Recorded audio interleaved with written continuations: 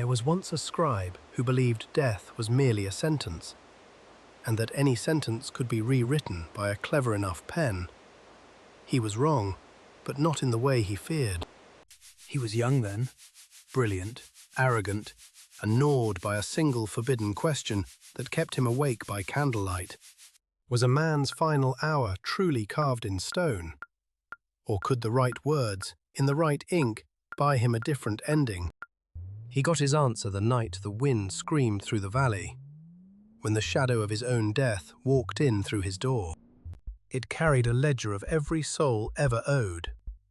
It turned to the final page, and there, already written, waited his name. He had minutes, unless he could do the impossible and unwrite what was already said. So he seized his pen, dipped it in a thick black ink that never fades, and began to rewrite his own destiny. He wrote that he would never die, that death could never claim him. He thought he had won. But ink this old is never dry without a price. The instant the final stroke dried, the room folded in on itself, and the single thread of his life split clean into three. He did not die. He simply stopped being one man.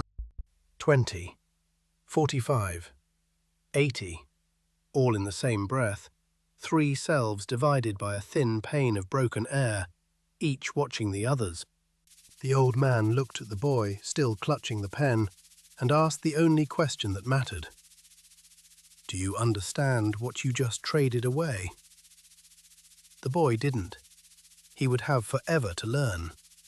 No rest, no ending, no final page waiting to be written. Only three lives burning at once, on and on, with no last line.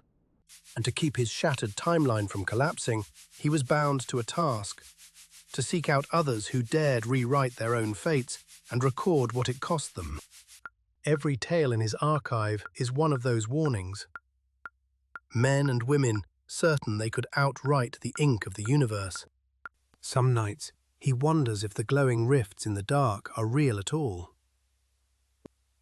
Or whether he is only a dying old man in a cold room, dreaming 3 ages as his mind gutters out like a candle. Perhaps the spell never worked. Perhaps this whole archive is just a story he tells himself to soften a very ordinary death. But if that were true, why does his pen still move on its own the moment he closes his eyes? Yes, friend. The scribe was me. I can feel the pen stir even now, hungry for the next name. So before it finds yours, tell me your forbidden question in the comments. And if the pen were placed in your hand, would you dare rewrite your final chapter, or let the ink dry as it is?